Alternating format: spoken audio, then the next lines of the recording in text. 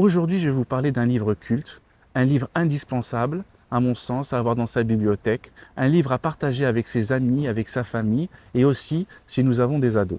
Ce livre s'intitule Propaganda d'Edward Burns, qui est aussi le neveu de Sigmund Freud. L'auteur a utilisé les techniques de psychanalyse de son oncle, notamment pour comprendre et influencer l'opinion publique. Il a joué un rôle clé en utilisant des techniques de propagande et de manipulation de masse, qu'il a plus tard renommé relations publiques pour adoucir les termes. Écoutez bien ça, Bernays explique que dans une démocratie, l'opinion publique doit être orientée et organisée.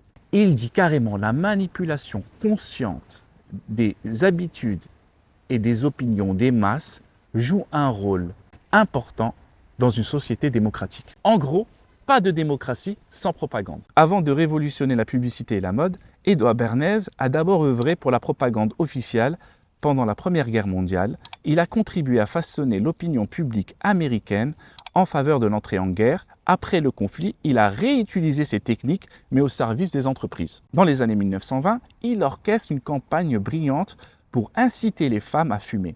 Il rebaptise les cigarettes les torches de la liberté, en les présentant comme un symbole d'émancipation féminine. Résultat, le tabac devient tendance et les ventes explosent. Et ce n'est pas tout.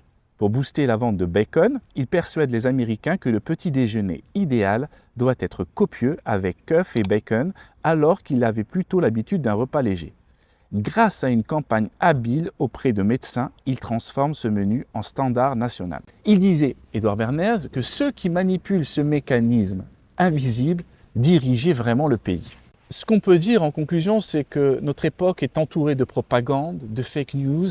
On est animé par l'instantanéité, par les réseaux sociaux, et une vérité est remplacée par une autre. On vit dans une époque de post-vérité, et il faut aujourd'hui, nous en tant que personnes, et même aussi accompagner nos enfants à aller sur du temps long, c'est-à-dire aller sur des livres et aller sur de la réflexion beaucoup plus longue, car quand on a accès à des livres qui sont importants, notamment comme propagande, on comprend mieux le monde, ça nous permet d'avoir du recul et avoir une vision beaucoup plus globale et correcte du monde.